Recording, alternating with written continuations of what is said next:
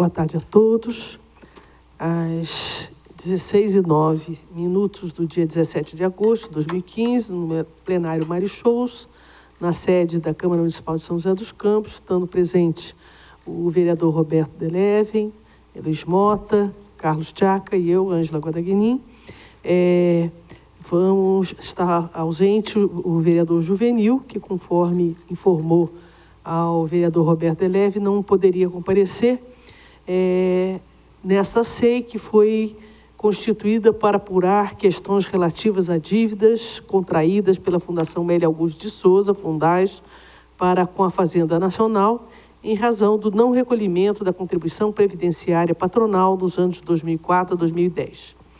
Essa 8ª reunião dessa comissão foi programada para a gente ouvir, conforme compromisso assumido, o doutor Roniel, que na semana passada não pôde comparecer e justificou porque tinha ambulatório já marcado, com os pacientes agendados, e se comprometeu, como assim o fez, está aqui presente, de estar prestando os esclarecimentos na tarde de hoje. Algum dos outros vereadores querem falar, ou a gente pode começar a oitiva?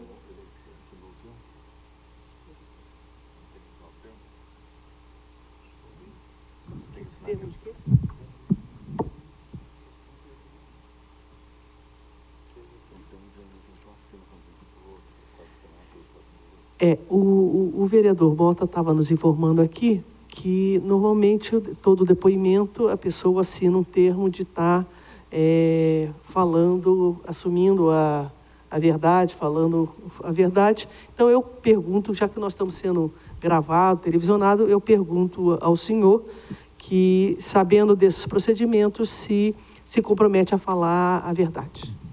Com certeza. Bom, a primeira pergunta que eu queria lhe fazer é: em que período o senhor foi presidente da Fundais?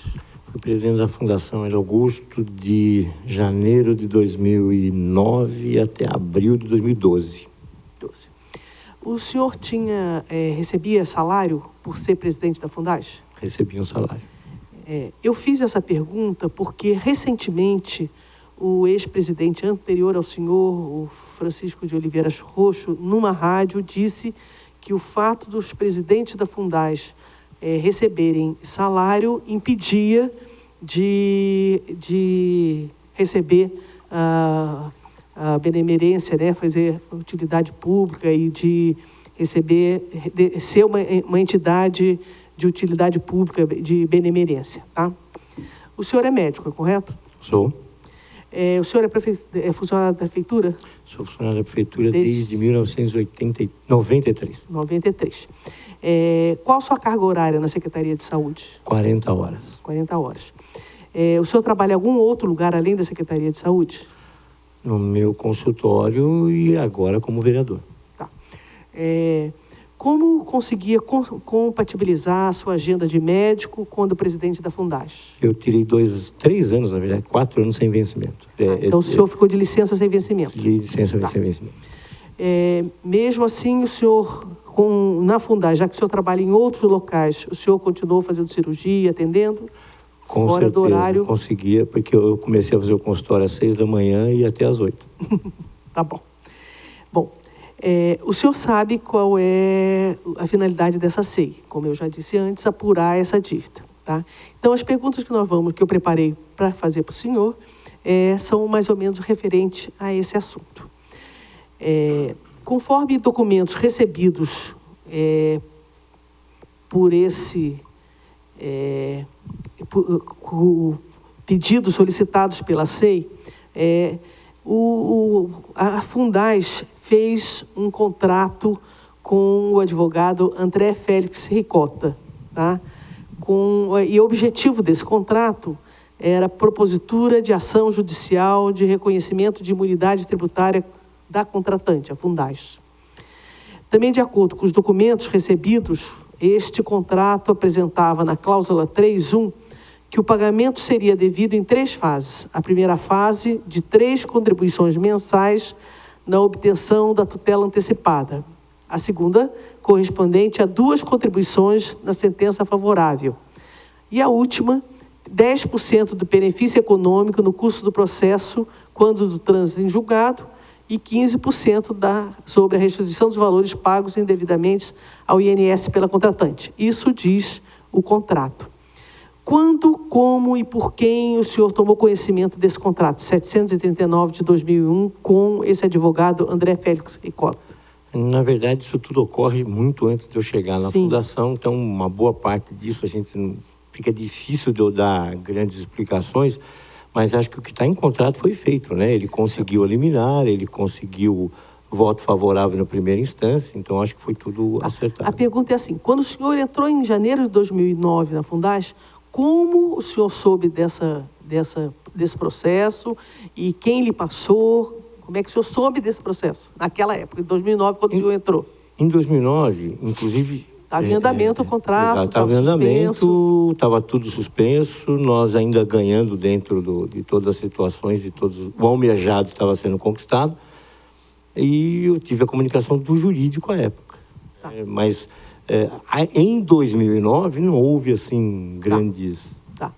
O senhor teve, quando o jurídico lhe informou sobre esse contrato e essa ação judicial, ele passou, o senhor teve acesso ao teor do contrato direitinho?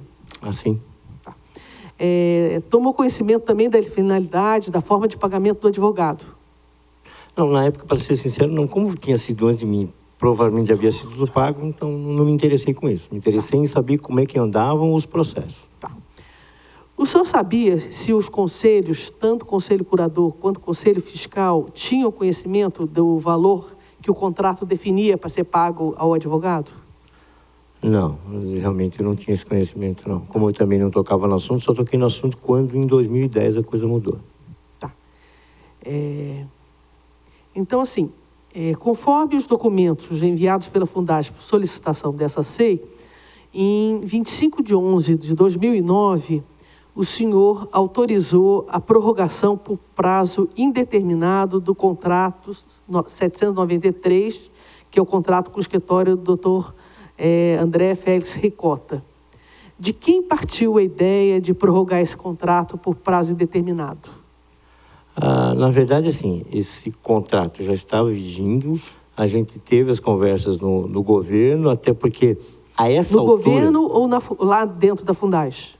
Não, no governo mesmo. No governo. A gente, todas as notas, porque na verdade quem paga é a prefeitura. Sim. Né? Então todas essas conversas, elas sempre eram levadas ao governo para que em comum acordo se chegasse à solução. E foi em 2009, você falou 11 de 2009. Sim. Em 11 de 2009, se não me falha a memória, começou-se uma modificação nos resultados. Estava 1-0 para nós, parece que empatou 1-1, então a gente entendeu por bem deixar um escritório que já estava em andamento no processo continuar com o mesmo. Tá. Então, e, se não me falha a memória, não houve custo para isso. Tá. A decisão de estar prorrogando por tempo indeterminado foi discutido com o governo? Com o prefeito, com a assessoria jurídica, com o secretário de Assuntos Jurídicos? Inicialmente, não exatamente com o prefeito, mas no nível jurídico mesmo. Tá. Nos documentos que vieram para cá, tá o assessor jurídico. O senhor lembra quem era o assessor jurídico lá da Fundaz? Da Fundaz? Doutor Alexandre Tornelli. Tá. Deu um parecer à presidência justificando a prorrogação. A gente até, com certeza, baseado nessa parecer, que o senhor autorizou a prorrogação do contrato. Podemos observar que o assessor jurídico tratou de uma forma muito simples, tá? Orientando de uma forma muito simples ao que o senhor tomasse decisão. Na página 137 do processo, ele escreveu, entre aspas, tratando-se de caso excepcional, sugiro a prorrogação para o prazo indeterminado.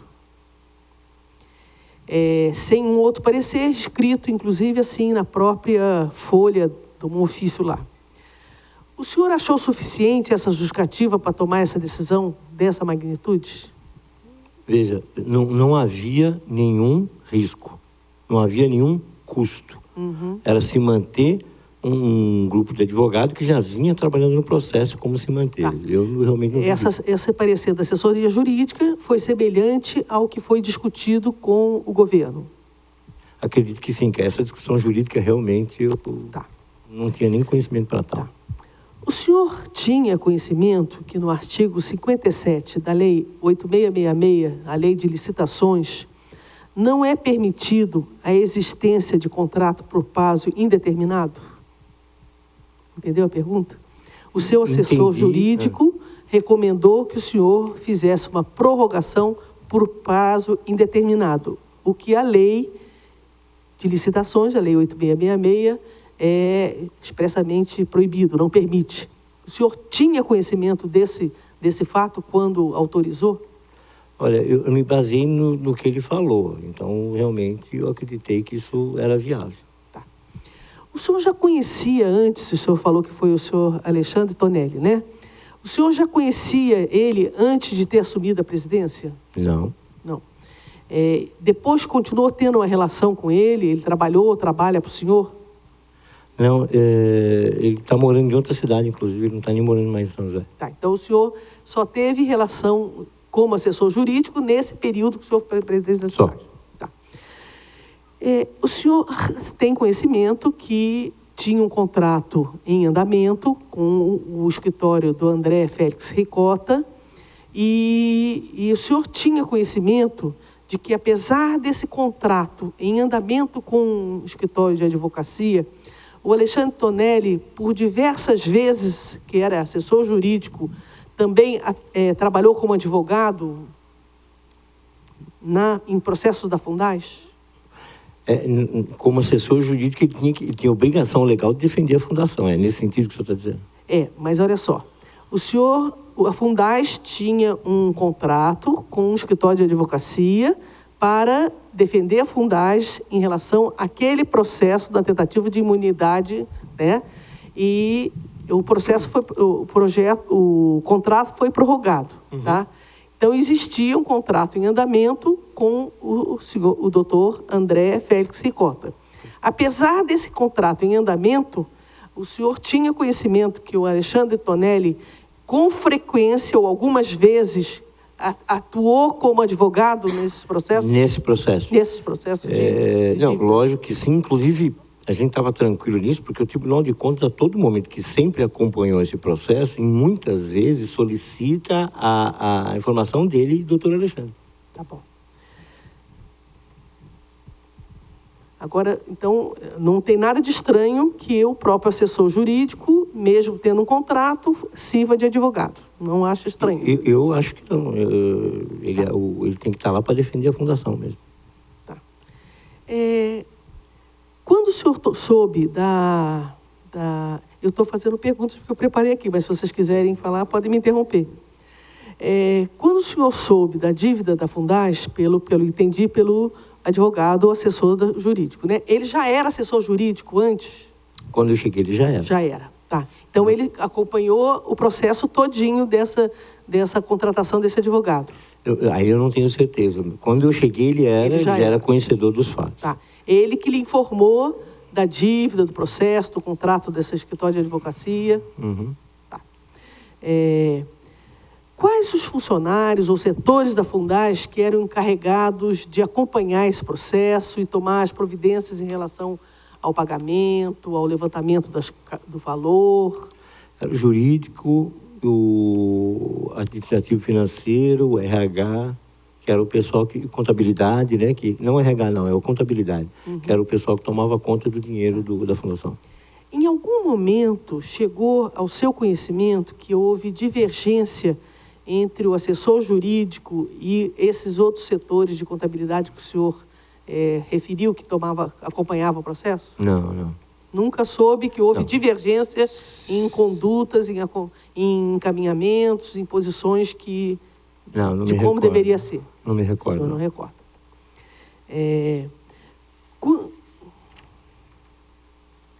Quando o senhor tomou conhecimento que a Fundaz havia perdido a ação que a Justiça havia determinado o pagamento da dívida? Se não me falha a memória, isso ocorre no meio do ano 2010 e na sequência, do meio para o final de 2010, se não me recordo a memória, nós tomamos a ciência que nós tínhamos perdido. Quando eu entrei na fundação, na segunda instância, nós já tínhamos ganho na primeira, na segunda instância estava de 3 votos, 1-0 para nós.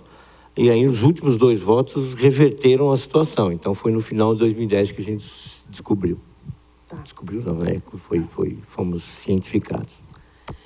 Quando o senhor tomou, quer dizer, quando o senhor falou que foi? Acho que é final de 2010, Final de 2010. se não me memória. Tá. Quando o senhor tomou conhecimento, quais as providências já foram adotadas?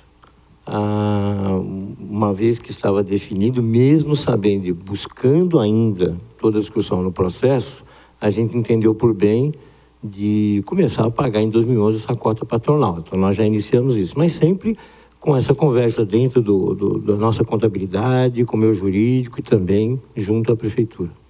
Tá. Nesse momento, foi informado ao Conselho Curador e ao Conselho Fiscal que a decisão da Justiça, né, que reverteu a posição anterior de suspensão do pagamento? Foi comunicado, inclusive, uma reunião que, inclusive, o advogado participa. E ele que faz a explicação jurídica, porque a gente sabia fazer a outra, mas a explicação jurídica realmente... Tá. A decisão judicial que derrubou a sentença anterior ocorreu conforme os documentos do processo no dia 22 de abril de 2010. Aí eu tinha perguntado, quando o senhor tomou conhecimento, o senhor falou que foi de meados para o fim, a data... então... porque, na verdade, se em abril tomou a decisão, mas não chegou na nossa mão tão prontamente, porque sempre tem um período aí, por isso que eu disse que foi do meio para o final do ano. Tá bom. Você quer colocar alguma coisa ou posso continuar? Boa tarde, doutor. Boa tarde. Roniel. Eu tenho uma dúvida aqui, algumas, né? Então, Roniel, como o senhor justifica que a decisão judicial ele saiu em 2010 e a solicitação para providências de pagamento, parcelamento da dívida ter demorado 18 meses, uma vez que a solicitação só foi encaminhada em outubro de 2011? A solicitação, você diz, do acordo de pagar a dívida. Nós já iniciamos, em 2011, nós já iniciamos a pagar a cota patronal, para que essa parte já não entrasse. Aí a discussão do acordo, ela vem depois da conversação no governo, com o nosso jurídico, com o nosso RH, com o nosso Caixa, também tentando fazer uma discussão, tanto na Receita Federal como no Ministério Público Federal. Né? E aí esses trâmites é que se demoraram um pouco. Porque, não sei se eu sabia, mas esses 18 meses que demorou-se para tomar alguma decisão, aí esses 18 meses também gerou multa e juros. Gerou, todo mês gerou. Continuaram ocorrendo. O prefeito também sabia desse processo, doutor Roniel? Olha, a gente estava com o jurídico lá discutindo isso. Eu acredito que sim, mas eu não posso te afirmar. Certo. Em outubro de 2011, o senhor encaminhou à prefeitura o pedido de liberação de um projeto de lei para ser enviado à Câmara. Durante esse tempo, a questão foi discutida com o prefeito, então?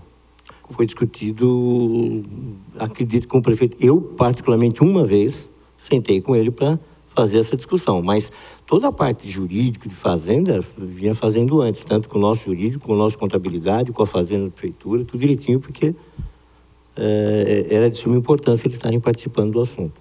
Então, mas o senhor não acha que 18 meses para tomar uma decisão, já que isso só estava acumulando juros e as multas, não levou muito tempo, 18 meses, para tomar uma decisão para o pagamento, parcelamento? Olha, eu não sou o cara mais bem indicado para dizer isso para você, porque realmente eu não sei. Existe todo um trâmite, a gente teve essa discussão, uma boa parcela desses 18 meses, com certeza foi em discussão na tentativa de abater essa dívida, tá? E a gente teve num período uma sinalização de que seria abatido, né? Então, sinceramente, eu não acredito, mas não sou eu o cara a pessoa mais bem indicada para isso. Nos documentos que a CEI recebeu, essas informações que o senhor está dando, assim, colocações que o senhor está fazendo, nós não percebemos esse tempo de negociação, essa conversa que vai e volta, em nenhum documento consta essa informação, tá?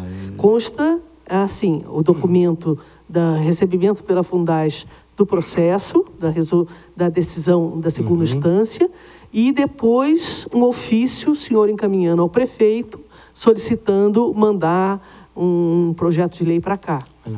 Nesse meio tempo a gente fez sim essas discussões, a gente foi no Ministério Público Federal, a gente foi conversar com a Receita Federal e com todas as intenções, é óbvio. E outra, né, volto a dizer, a decisão final pelo montante não era só a fundação que resolvia, né? A prefeitura tinha que estar a par disso. E ela era decisória e importante nisso. Tornel, de quem foi a ideia da prefeitura assumir solidariamente essa dívida? Isso foi um comum acordo entre nós e a prefeitura. Porque, inclusive, você aumenta o tempo de pagamento, né? Uma empresa privada, ela tem menos tempo de pagamento nesse tipo de dívida. A empresa pública, ela tem um tempo maior. Quando a dívida é pública, ela tem um tempo maior. Isso foi um acordo entre todos. Inclusive sugerido lá de cima, né? Pelo Ministério, pela própria Receita, tudo. Tá, mas quem que, além do senhor, na prefeitura, quem que tratou desse assunto? Secretaria de Governo, Finanças? Secretaria de Governo, Secretaria de Fazenda, Jurídico e, no final, o prefeito para decidir. O prefeito decidiu. Houve algum questionamento por alguém em relação à responsabilidade da dívida? Houve a apuração se essa dívida, se essa decisão foi correta mesmo? Na verdade, volto a dizer, isso tudo inicia muito antes da gente. Eu, particularmente, estou dizendo hoje, que já não sou mais o presidente, acho que foi tudo corretamente, tudo dentro da lei foi realizado. Foi se tentado buscar uma benemerência, gostei da palavra, doutora Ângela, uma benemerência para pagar, porque o absurdo que se paga no imposto numa empresa social como é a Fundação Hélio Augusto é muito alto. Você paga em torno de 500, 600, hoje deve estar por volta de 600, 700 mil reais mês. É um dinheiro que você pode muito bem aplicar para os atendidos, para os atendimentos, para as unidades, que inclusive foi esse o princípio de todo o processo iniciado lá em 2002. Na realidade, toda entidade de assistência social que trabalha na educação, na assistência social, na saúde, que tem a benemerência, né? Ela, para poder ter direito a esse documento, né, que é fornecido tanto pelo Conselho Municipal de Assistência Social, pelo Conselho Nacional de Assistência Social, né, e depois pelo Ministério, né? Nesse meio tempo houve uma mudança, o Ministério que dá, exige que a entidade, os membros, a direção seja eleita.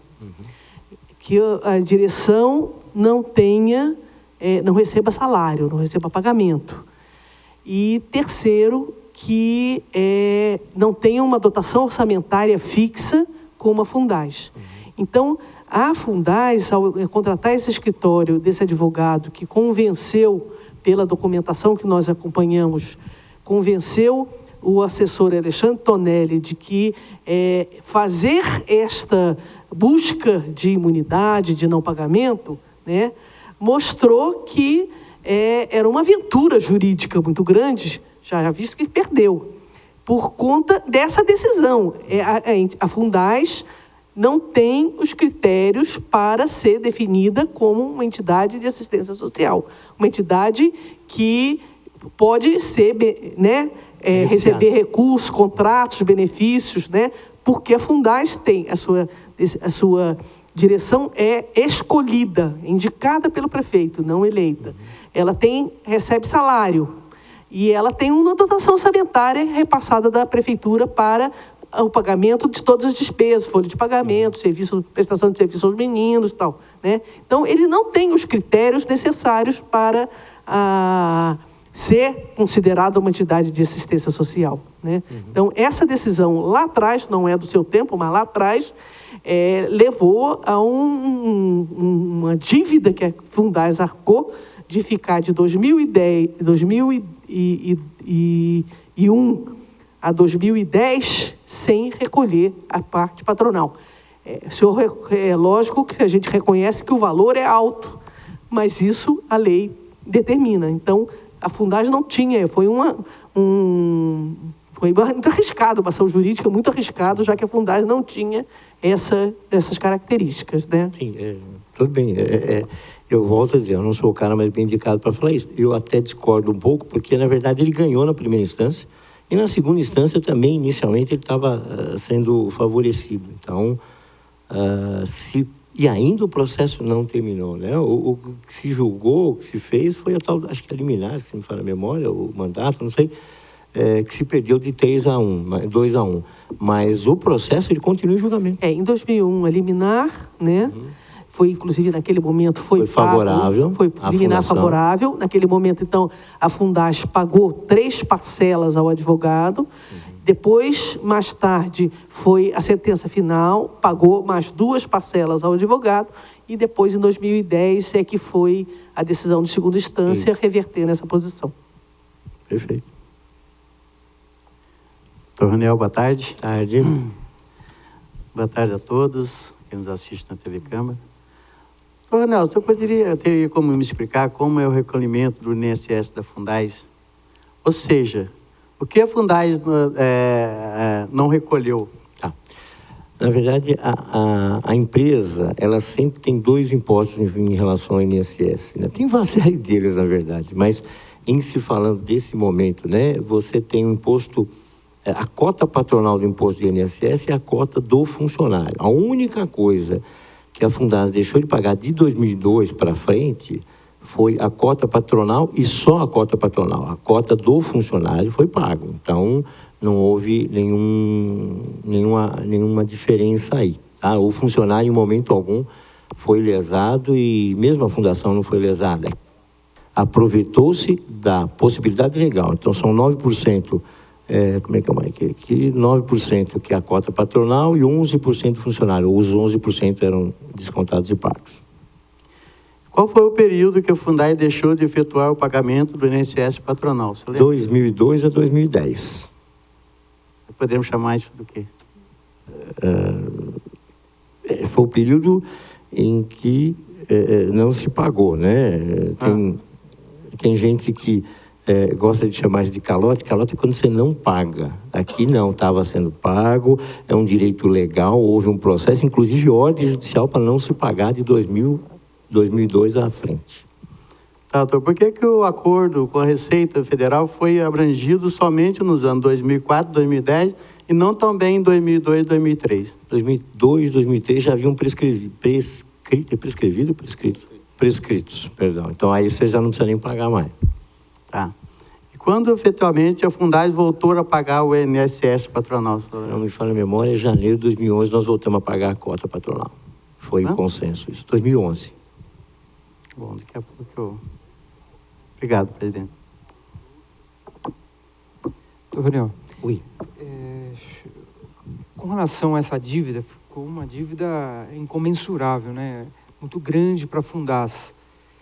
Em algum momento se pensou em extinguir a Fundas, tendo em vista aí o grande volume de recursos para a Fundas pagar? Não. Em momento algum.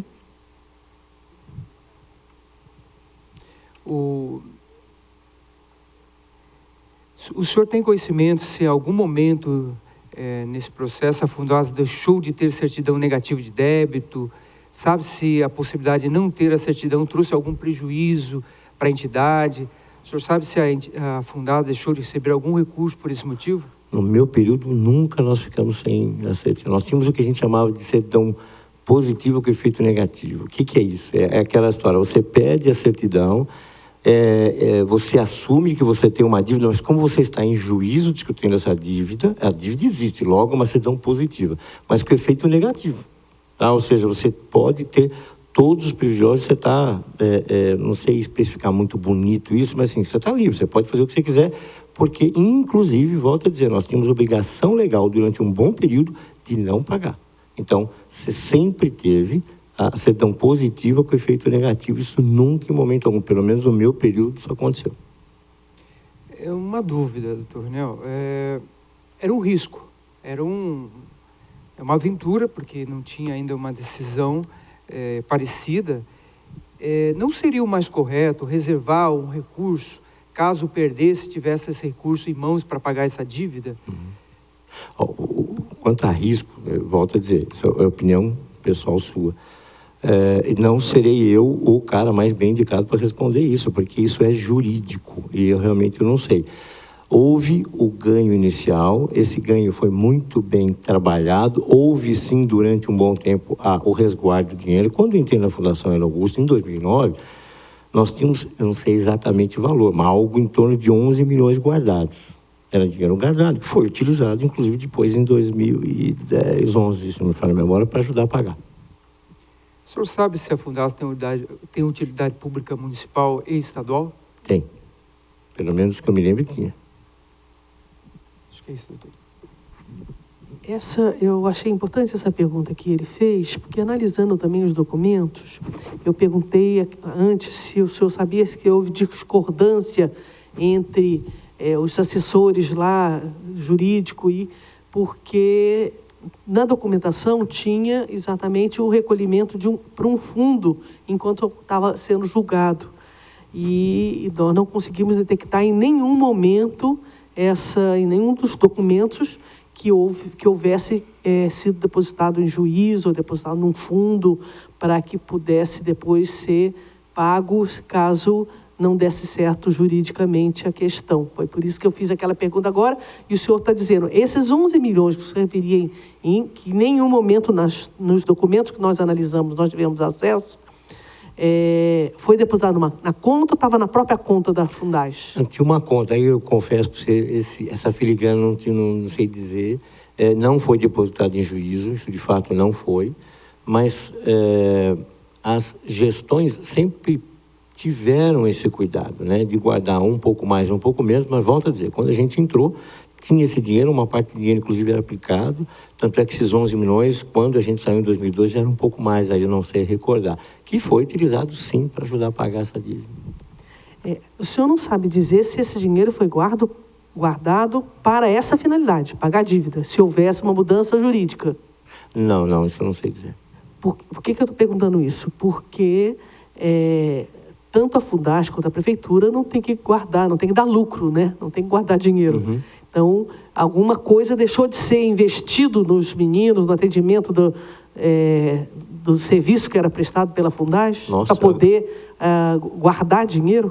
Eu agradeço, com certeza, a senhora ter perguntado isso, porque em momento algum nós deixamos de fazer qualquer tipo de atividade.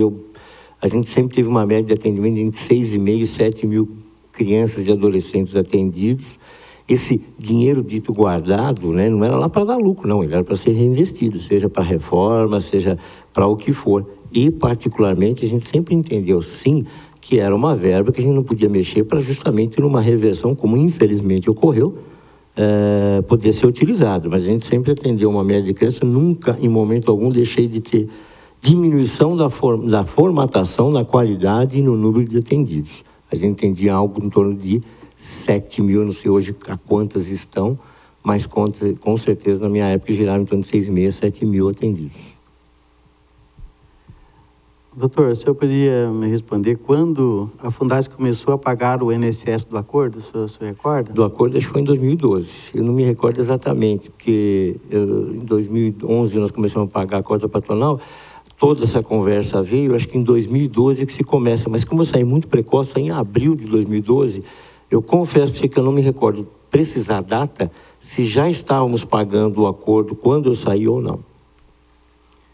Outra pergunta minha, o senhor respondeu para a doutora Ângela, se houve prejuízos atendidos pela Fundaz, diminuição, número de pessoas atendidas, não, por conta desse pagamento? Não, pelo contrário.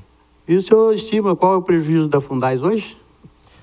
Na verdade, assim, eu particularmente não gosto nem de usar a palavra prejuízo. Eu acho que, apesar de alguns dizerem que se for um risco, eu volto a dizer, não sou o cara mais bem indicado, mas o processo, quando se realiza, ele vai na tentativa de você deixar e buscar um direito legal de não se pagar o imposto. Tá? Eu, particularmente, eu acho que o imposto, quando é justo, quando é correto, mas eu volto a dizer, uma entidade social, pagar imposto é complicado, a Fundação, no meu modo de ver, merece sim, ela tem que fazer essas adequações, mas ela deveria deixar de pagar essa cota patronal, porque ela não é uma empresa privada pura, mas daí o prejuízo, tem todas umas contas, né, que você pode fazer, se você for ver, por exemplo, de 2009 a 2010, eu tive a notada aqui, eu não sei se o Vê se pode colocar lá para mim, mais ou menos. Eu vou tentar explicar uma coisa que eu fiz levantando os dados que eu tinha, né? Coloca lá na lousa para mim. Isso. De 2002 a 2010 são 9 anos vezes 12, 108 meses, tá? Esse é o tempo. A gente pagava algo em torno, entre 2002 e 2010, 11, você pagava numa média entre um e outro algo em torno de 300 mil mês. Isso aí por 108 vai dar 32 milhões, né? Essa dívida de verdade, na verdade, são em 32 milhões. Aí quando você vem os juros em cima dela, que são 76% de juros, vai para 57 milhões. Eu vou fazer dados aproximados, né? A gente teve uma prescrição de 24 meses, ou seja, 2002 e 2003. A prescrição, ou seja, não se pagou. Deixou-se de pagar 7 milhões e 200. Que também se colocando, é óbvio, na mesma proporção de multa, né? Multa, juros de mora, esse tipo de coisa, mais 76%, nós estamos falando de 12 milhões e 600. Essa dívida de 57 menos os 32, a gente fala de dívida, de multa, 24 milhões e 600 mil. Isso é multa verdadeira, tá? Desses 24 milhões e 600 de multa, você abateu os 12 milhões que já foram prescritos, você já cai mais ou menos pela metade do valor, algo em torno de 12 milhões, que se você dividir pelos 108 meses, vai dar em torno de 111 mil. Só um né? instantinho, senhor. Onde que o senhor viu que foi prescrito essa dívida? 2012, 2003 está prescrita a dívida. São 24 meses. Pagamento do INSS? É. Nós só pagamos o acordo de 2004 a 2009. As dívidas de 2002 e 2003 não estão sendo pagas, elas estão fora do acordo, porque já houve prescrição à época, por entendimento do próprio Ministério. Essa prescrição, ela é real. Então, a gente trabalhando, é óbvio que, assim, isso é uma forma até meio simplista de ver, mas por isso que eu digo que está longe de ser prejuízo num valor desse montante para uma prefeitura como a nossa. E outra, né? Não esqueçamos que eu acho que é o mais importante, o processo está rolando. Daqui 1, 2 anos, esse processo chega e deve estar no Supremo, se já não foi, está sendo encaminhado, deve estar no Supremo. Se de repente lá eles entendem que nós merecemos o ganho, nós vamos ter que receber esse dinheiro tudo de volta. E prejuízo para mim é só depois de terminar toda a discussão, né? Em trânsito em julgado, que fala o advogado. Doutor, a Fundasa ficou sem alguma certidão por conta dessa dívida? Não, nós já respondemos aqui de jeito nenhum, nenhuma. Como está hoje o processo de isenção da Fundasa, você sabe? Eu acho que hoje, inclusive os certificados, se me fala, pelo que eu estou sabendo, o certificado que a Fundasa tem ainda é um certificado positivo com efeito negativo, tá? Porque ela está pagando o acordo, então ela tem a dívida, como ela está pagando, ele ainda é um certificado positivo com efeito negativo, né? E eu acredito que esteja indo para a terceira instância, se já não foi. Só a minha última Supremo, pergunta, Supremo. Só para me concluir aqui. O Tribunal de Contas tomou conhecimento desse processo. Você sabe o que ele apontou? Ele não apontou nada de errado, ele sempre acompanhou, nunca viu nada de errado, e no acordo é óbvio que nós fomos lá e demos ciência a ele Tribunal de Contas. Obrigado, doutor. Não esqueçamos que a Fundação Hélio Augusto, ela faz dupla contabilidade, ela tem a contabilidade pública e a contabilidade privada.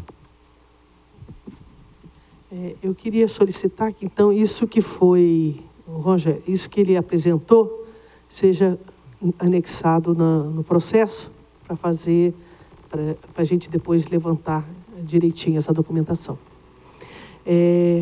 Em relação a essa dívida que o senhor colocou, que depois passou a ser parcelada de acordo, como é que ficou, depois que foi aprovado na Câmara, a Prefeitura ser solidária nesse pagamento? Como é que ficou na Câmara?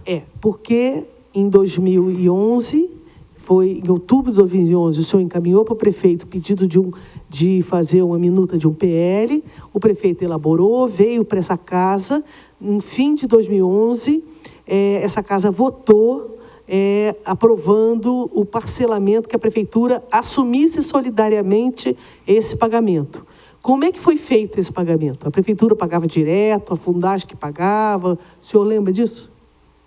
Na verdade, é a Fundasa, né? O que a gente faz, se não me fala a memória, nessa PL, é colocar a prefeitura, por solicitação do Ministério não, do MPF, Ministério Público Federal, e também da própria Receita, e bem entendido pelo nosso jurídico, o jurídico da prefeitura, que seria de bom tom colocar a prefeitura como solidária para que a nossa dívida passasse a ser de 60 meses, o acordo passasse a ser de 60 meses. E aí a forma de pagamento, o dinheiro viria para o orçamento da Fundaz e a Fundaz iria pagar. Então, mensalmente é todo de quanto? 1 milhão que é pago? Vamos lá, vamos dizer para os dias de hoje, a Fundaz deve estar gastando 600 a 700 mil reais por mês de cota patronal, mais o acordo que deve estar girando em torno de uns 300, 400, deve estar pagando 1 milhão e pouco por mês. Tá. O senhor lembra se, depois que foi feito acordo, que a prefeitura passou a repassar esse recurso para a Fundaz, esse valor foi retirado do orçamento da Fundaz? Ou foi acrescentado ao... Eu acho que foi acrescentado. Acrescentado, tá. O senhor sabe dizer se tinha no PPA, na lei orçamentária, na LDO, a previsão para a prefeitura assumir essa dívida? Não me recordo. Não recordo. Mais alguma coisa? Só, o doutor Raniel, na verdade, ele foi o menos culpado de todo esse processo. Ele entrou no final, né? Então, não tem dúvida que realmente houve aí um prejuízo aos cofres públicos, mas coube a ele a tarefa de realmente, junto com o Executivo, dar uma solução. Eu entendo dessa forma que ele é o que menos, se tem algum culpado, foi dos seus antecessores. Lembrando que isso veio desde o governo, dos 2 últimos anos, se não me engano, do governo Manuel Fernandes, até os 6 últimos do governo Cury, né? Então, essa colocação, a única coisa que eu me pergunto, porque, na verdade, esse assunto não chegava assim para a gente na Câmara, dos detalhes, por que será que se demorou tanto para poder chegar até o Legislativo, isso para poder sanar essa situação, tá? Então, essa é a minha pergunta. Não, 18 meses, fora os outros 8 anos que ficou sem pagar, porque até chegar até ser aprovado, ou seja, em 2012, né? Então, aí praticamente são 10 anos, né, sem pagamento, porque demorou-se tanto para tomar a decisão de efetuar o pagamento ou ficou realmente aguardando a decisão judicial? Eu realmente não sei dizer exatamente com precisão, só lembrando que a gente pagou de 2004 para frente, só. 2002, 2003, volta a dizer, eles estavam prescritos. E caiu no meu colo o pagamento, não tinha jeito. Algum dos outros membros tem mais alguma coisa a perguntar? A gente agradece a sua participação aqui, a prontidão com que deu as respostas e... Tá. Eu agradeço de coração, estou à disposição para qualquer coisa e volto a dizer, eu acho assim, que a gente tem que estar discutindo, acho que o melhor momento para se discutir, isso, eu estou sempre defendendo isso, era depois do trânsito em julgado. Acho que essa discussão tem que ser, e vai ser muito bem feita. Aí sim, você tem noção de prejuízo, tem noção de coisa. Uma vez que lá no Supremo decidirem que o tal do como é que o Tiaca falou? Entidade de assistência social. Não, como é que fala? Qual a palavra que você usou mesmo? Benemerência. Como é que é? Não, foi uma coisa que não era tão certa juridicamente, na opinião de vocês. Tá. A incerteza jurídica, eu acho que ela vai ser decidida depois que o Supremo der essa decisão. Aí, se Deus quiser, dê tudo certo, porque eu também, na minha lógica desse pobre médico, eu acho que é injusto se pagar o que se paga. Eu tenho certeza que hoje a atual presidente da Fundaz pensa da mesma forma, que pagar 700 mil, mais ou menos isso, 600, 700 mil por mês, é muito dinheiro. Aplica-se isso de outra forma, que é muito melhor. Basicamente era isso, muito obrigado. Bom, eu queria estar solicitando algumas questões que ficaram para trás. Não é mais em relação ao depoimento da Fundaz. Se eu quiser ficar aí, pode ficar. Primeiro, que fosse feito um ofício ao presidente da casa para ser inserido em todo o processo da SEI cópia das mídias digitais das sessões.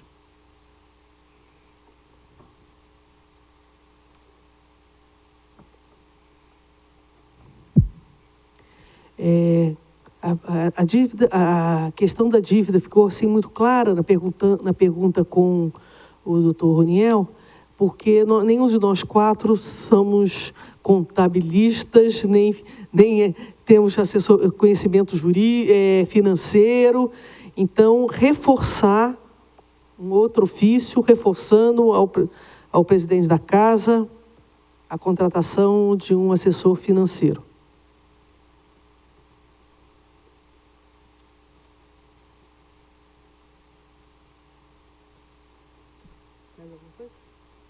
Mais alguma coisa? Então, a gente nada mais tem a tratar na sessão de hoje. Tem uma coisa assim. No documento que nós assinamos, o próximo depoimento vai ser feito pelo o presidente que sucedeu ao Roniel, que foi o Iromide, né? Antecedeu ao Roniel, foi Iromide, né? Então, pelo documento, a gente solicitou que o presidente fizesse a intimação para ele comparecer na segunda-feira que vem. Então, segunda-feira que vem, nas 4 horas do nosso horário daqui da comissão, a gente vai ouvir o outro presidente da Fundaz. Tá? Então, nada mais havendo, a gente agradece a participação do pessoal que transmitiu, que participou junto com a gente, ao doutor Roniel e seu advogado, ao Roger e à Mônica que nos assessoraram. Está encerrada, então, essa sessão.